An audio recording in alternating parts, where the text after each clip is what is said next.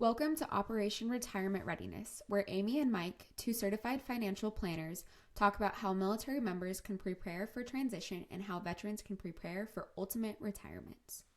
This podcast represents the views of the hosts and any guest. It is for informational purposes only and should not be considered tax, financial, or legal advice. All information is regarded to be from reliable sources. The hosts are not responsible for any losses, damages, or liabilities that may arise from the use of this podcast. This podcast is not intended to replace professional advice. Hey, Amy, how's it going? It's going well, Mike. How about you? Oh, doing well. I know it'll be a little while till our listeners hear this, but I just got back from a ski trip in Whistler, which was fantastic. Been about 10 years since my buddy and I have been talking about going there, so it was great to actually get there and ski. Those are great trips to take, especially when you've been planning it for a while with such good friends. Well, it's good to have you back. I'm happy to jump back into our podcast routine. What are we talking about today? Well, our last podcast, we talked about retirement budgeting and getting ready for retirement. And we got a couple questions about that. People wondering, what does a typical spending profile kind of look like over, a 20, 30, maybe even a 40-year retirement? And so today we're going to talk a little bit about how people can think about, does the spending typically go up during retirement? Does it go down? How should people think about that? So that's what we're talking about today.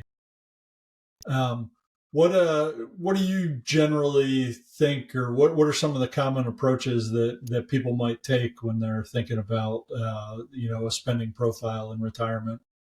Yeah, I mean, I think the most straightforward approach that people think about, I would say almost everyone immediately defaults to just sort of setting a percent of pre-retirement spending. So how am I living today? How do I think I'm going to live in retirement? A lot of people, and there for a long time, there was sort of a rule of thumb that said that you were going to spend less in retirement because maybe you bought fewer business clothes, you were driving less. I'm not entirely sure that's true. So I think that, rule of thumb has gone by the wayside. But I think the default is that people say, I'm going to spend about the same or a little more or a little less than what I do now. And then inflation's going to have a say. So we're just going to inflate it. We're going to inflate that spending number over time. Now, the downside there is that your expenses may change, and it might not be a realistic representation of what you do. Mike, what are your thoughts around this? I know it's a common approach. What do you think about it? Yeah, I mean, I think it's good. I mean, it's a good starting point. And it, we talked the last couple episodes about budgeting, and it's really good to understand how much you're spending, as you approach retirement, and really dialing that in, and then seeing what of those expenses are gonna continue, maybe stop, like you said, maybe work and eating lunch out every day is not going to happen anymore. So that can reduce your budget. But maybe you're going to travel more. So maybe that increases your budget. It's a good starting point, but it's hard over, 20, 30, 40 years to really be able to figure that out. So, researchers have looked at this. There's been one thing they've come up with is what they call the retirement spending smile, where really what they see in the data is whatever your initial spending is, when you start retirement, it will actually decrease over the next 10, 15 years. We'll say you got a 30-year retirement. So maybe, over the first 15, it just steadily decreases a few percent a year till that first 15 years. And then it starts to climb again as you start, having medical issues. That's typically what folks see, or maybe you need additional health care, or, home care, or you go into an assisted living facility. So toward the end of life, it can go back up. So it kind of makes that, Amazon smile kind of graph of your expenses over time. What are your thoughts on that? Have you seen that, heard that? Yeah, I definitely have. And I think that approach is a little bit more accurate in terms of, just what, we see when we work with clients. We actually see that data play out. Um, and like you said, in terms of using the simplified formula, it could kind of result in maybe over saving, because people, the projection is that you're just always going to increase savings, and we really don't see that.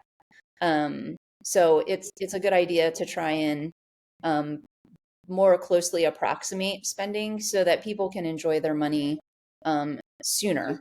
Now, in terms of, planning and how people think about things, I always tell people who are heading into ultimate retirement, who are worried, um, what I see when I watch people cross from getting that paycheck to either getting a smaller pension paycheck or no paycheck, that the first several months, maybe even for several years, like it's a shock to the system. So they do stop spending. Not necessarily by choice, but just because it is mentally difficult to look in your checking account and not see the same paychecks that have been hitting for, 20, 30, 40, 50 years. And to see your checking account go down, and to wrap your mind around the idea of spending. So it's kind of interesting to watch, but then it kind of levels out. Um, so I don't know if people do that on purpose or if it's just a subconscious thing. So I'm not really sure.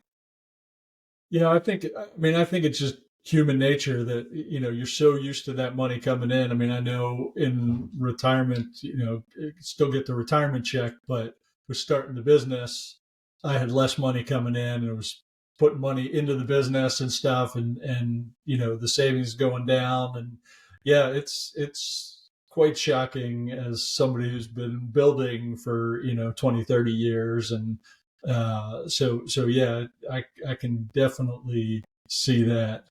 Um, just to throw some, kind of numbers around, well, how much of a reduction is in the data? Researchers have looked, and say you start with a baseline of $100,000 a year in your retirement spending, it can drop down, over that 10, 15 years to, maybe around $75,000. Again, this is all constant dollars. So with inflation, it may be more like you're spending $100,000 every year, adjusted for inflation. But, it may, like you said, result in oversaving if folks, do follow this pattern, but have been projecting that they're going to be increasing their spending every year. Freak out at first, and then settle into, okay, I do have the money that I've saved, and I'm just going to have to get used to, yeah, it's going to go down some. So Yeah. um, I mean, so there's, so far there's two ways, right? There's like the simple sort of, we start with a number and we adjust it for inflation forever. And then there's the spending smile. Um, and then, what about some other, one or two others, Mike? one other way that a researcher named Michael Stein, I think he was actually a planner, came up with and coined the phrases the go go, slow go, and no go phases of retirement. And it's, similar to the smile, but the three distinct phases as you go through retirement. So, uh, Amy, you want to hit go go and what that typically entails? Yeah, yeah. So, we sort of alluded to this idea that you may not spend less money in retirement, but you might spend more. And that might be particularly true in your early years. And for simplicity, let's just split up your retirement years into thirds. So, like the first third of your retirement years, you might be doing all the things that you didn't get to do while you were working. So you're traveling more, maybe your kids live elsewhere. Maybe they're starting their families and you want to be part of that. So you're traveling there. You're buying new grandkids things. You're active. So maybe your hobby spending is more you're hanging out with friends, and that often involves going out to eat. So it's just catching up on doing things. You're healthy and you want to go. So that's kind of how that is. But then the next phase, Mike, is the slow go phase, if you want to talk about that for a little bit. Yeah. So this is when, you're getting older. It's not as easy to take that across the pond airplane flight. So you may not be going to Europe or Asia. You're just starting to slow down. You're older. Maybe you start having health issues. Maybe your spouse starts having health issues, and you're just not able to do all of those things that require spending. You may still be active in your community, volunteering, doing those type of things, but those big expenses that you had early in retirement are reduced. And I've definitely seen that with both my in-laws and my parents, that, just as they get older, it's not as easy to hop on the plane and fly out to either travel or even to go see family. So yeah, it's just reduce spending because you're less mobile as you go. So then, Amy, what's the third phase, the no-go phase? What does that entail? Yeah, so that's, usually sort of the last third or the last several years of your retirement where, you may not be feeling very well. A lot of your time is spent on taking care of yourself, literally taking care of yourself. You're probably not traveling very much. If you are, you're not going far from home. So we're not talking about round the world plane trips. Those are just really hard on a body, on any body, but especially an older body. Um, you might be only leaving your house to do the basics, so groceries, medical appointments. It sounds like, this might be the least amount of spending, but this might actually be the most amount of spending that happens because in your no-go years, maybe you're in a retirement community with some varying amount of care. So whether assisted living or full nursing home support. So that can get expensive. Even if you stay home, you might have to buy additional medical equipment or retrofit your home so that you can stay in your home. So it's a phase where you're not doing a whole lot, but it still may result in increased spending. So we talked about three ways to plan for spending. What are your general takeaways, and summarizing this podcast?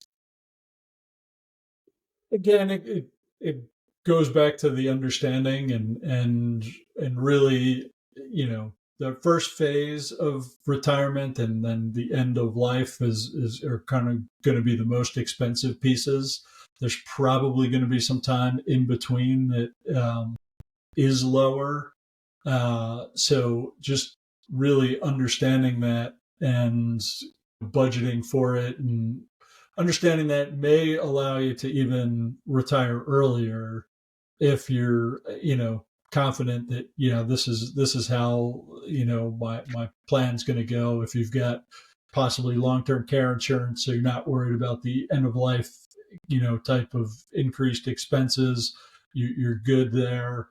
If you can make a realistic budget for the first 10 plus years of retirement, or uh, that can allow you to maybe retire 15 years early type thing. So it's again just focusing on what you want to do, having a realistic budget, and then understanding that it may not be up and to the right all the time for your spending in retirement, just because you will have these phases where it's harder to do things, and you just have less energy, or you just don't have the health to actually do it.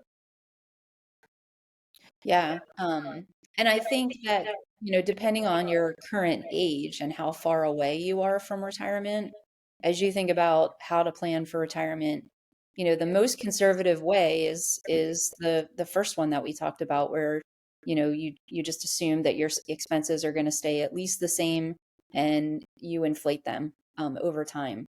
That might, if you're only in your 40s and you're still 20 years away from retirement, from full retirement, that might be a great planning factor. But as you close in on the last, 5-ish years before retirement, it's time to be really honest with yourself about how spending might go for you so that you can have a really good solid plan and make sure that you're fully funded for the kind of life that you want to have throughout your retirement.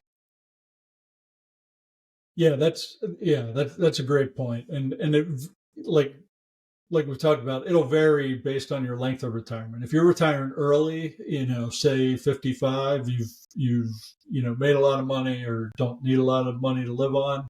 Um, you may have a 20-year go-go phase, and with improvements in healthcare and drugs, you may have that very long first phase. Now, if you wait and you don't retire till you're 70, it could be shorter. So just understanding again when and your health and all those things and factoring them in are critically important to coming up with that realistic budget for retirement. Yeah, exactly. Um, well, hopefully, if you've made it this far, this information's been really helpful to you. If you have questions for us or topics you'd like for us to cover, drop us an email at info@operationretirementreadiness.com. Mike, until next time, it's been great to talk with you, and we'll see you again soon. All right. Take care, Amy. To get transcripts, show notes, or more information, go to operationretirementreadiness.com. Have a question or topic for the podcast? Send it to info@operationretirementreadiness.com. Find out more about Amy and Mike at their websites. Amy is the founder of Instar Financial Planning, LLC. She is retired from the U.S. Army and has worked in the financial services sector since 2019. She's a certified financial planner, a chartered federal employee benefits counselor, and a chartered retirement planning counselor. You can find out more about Amy at instarfp.com. Mike is the founder of Next Mission Financial Planning, LLC. He retired from the U.S. Air Force and has worked in the financial services sector since 2021. He is a certified financial planner, chartered financial consultant, and a certified college financial consultant. You can find out more about Mike at nextmissionfinancialplanning.com.